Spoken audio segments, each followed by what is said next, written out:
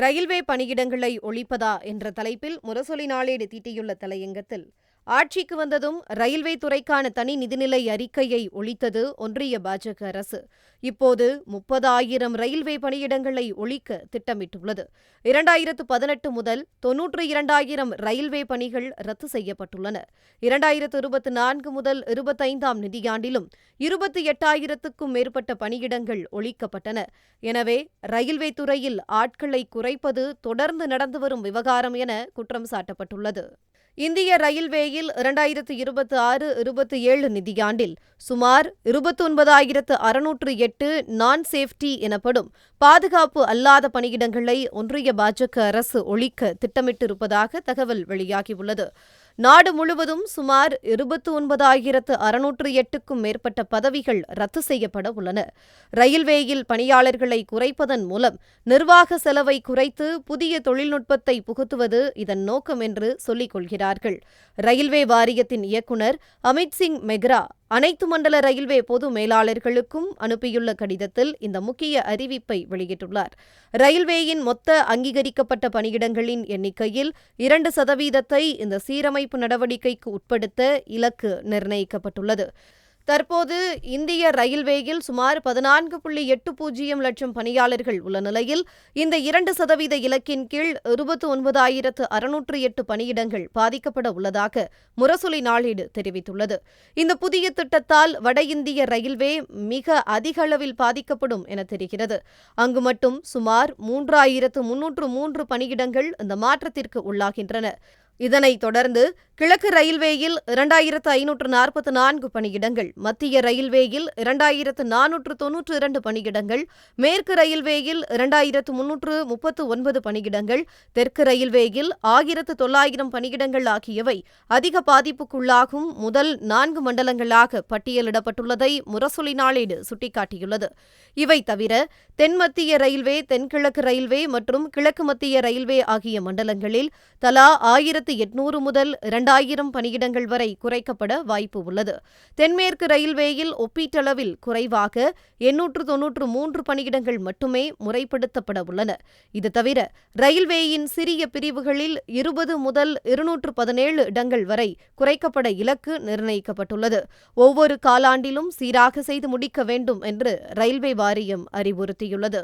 Railway வாரியத்தின் செயல்திறன் மற்றும் ஆராய்ச்சி இயக்குநரகத்தின் வருடாந்திர புரிந்துணர்வு ஒப்பந்தங்களில் இந்த இலக்குகள் சேர்க்கப்பட்டுள்ளன. இந்திய ரயில்வேயில் நாடு முழுவதும் 4 லட்சத்துக்கும் அதிகமான காலி பணியிடங்கள் நிரப்பப்படாமல் உள்ளன. சிக்னல் மற்றும் தொலைத்தொடர்பு, போக்குவரத்து துறை ஆகியவற்றில் கணிசமான எண்ணிக்கையிலான பணியிடங்கள் நிரப்பப்படாமல் உள்ளன.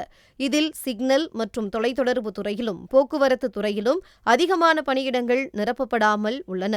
ஊழியர்களே இல்லாமல் ரயில்வே துறையை நடத்த முடியுமா என முரசொலி நாளேடு வினவியுள்ளது.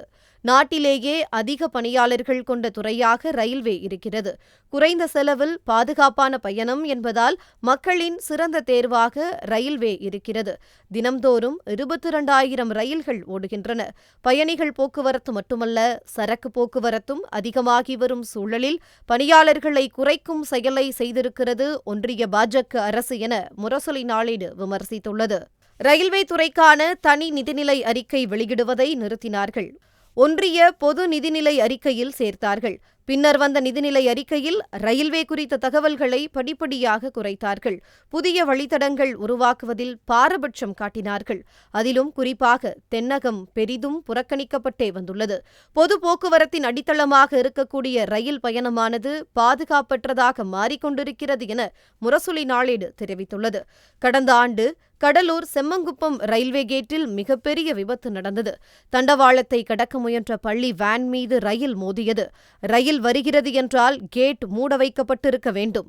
கேட் திறந்திருந்ததால் பள்ளி வாகனம் செல்ல முயற்சித்துள்ளது. கேட்டை மூடாதது யார் தவறு என முரசொலி நாளேடு வினவியுள்ளது. 2030ஆம் ஆண்டுக்குள் அனைத்து லெவல் கிராசிங்குகளில் மேம்பாலம், கீழ்ப்பாலம் அமைக்கப்பட்டுவிடும் என்று சொல்லப்பட்டுள்ளது. அனைத்து ரயில்வே கேட்டுகளும் இன்டர்லாக் தொழில்நுட்பத்தின் அடிப்படையில் மாற்ற வேண்டும். இதுபோன்ற பணிகளில் கவனம் செலுத்த ஊழியர்கள் மிக அதிகமாக தேவை. ரயில்வே சேவையின் தரத்தை உயர்த்தவும், ரயில் பயணிகளின் பாதுகாப்பை கவனிக்கவும் ஊழியர்கள் மிக அதிகமாக தேவை. பணியிடங்களை ஒழிப்பது என்பது ரயில் சேவையை மதிக்காத தன்மையாகும். ரயில்வே துறையின் முக்கியத்துவத்தை குறைப்பதுமாகும். தினம்தோறும் கோடிக்கணக்கான மக்கள் ரயில் சேவையை பயன்படுத்துகிறார்கள். அந்த மக்களை மதிக்காத தன்மையாகும். ஒட்டுமொத்த சாதாரண சாமானிய மக்களுக்கு இழைக்கப்படும் அநீதி இது. ஊழியர்களை குறைத்துக் கொண்டே போவது ரயில்வே துறையை தனியார் மயமாக்கும் திட்டத்தின் தொடர்ச்சியாகவே பார்க்க வேண்டியுள்ளது என குறிப்பிட்டுள்ள முரசொலி நாளேடு, ஆட்களை குறைப்பதால் இப்போது பணியில் இருப்பவர்களுக்கும் பணிச்சுமை அதிகரிக்கும் என கூறியுள்ளது. ஆண்டுக்கு 2 கோடி வேலைவாய்ப்புகளை உருவாக்குவோம் என்று வாயால் வடை சுட்டார் பிரதமர் மோடி. ஆண்டுதோறும் லட்சக்கணக்கான, ஆயிரக்கணக்கான வேலைவாய்ப்புகளை ஒழித்துக் கொண்டிருப்பதைத்தான் தொடர்ந்து பார்க்கிறோம். மத்திய அரசு துறையில் வரும் 2 ஆண்டுகளில் 10 லட்சம் பணியிடங்கள் நிரப்பப்படும் என்று பிரதமர் மோடி 2 ஆண்டுகளுக்கு முன்பு சொன்னார். ஆனால் தொடர்ச்சியாக வேலை பறிப்புகள்தான் நடக்கின்றன என விமர்சித்து தலையங்கத்தை முரசொலி நாளேடு நிறைவு செய்துள்ளது.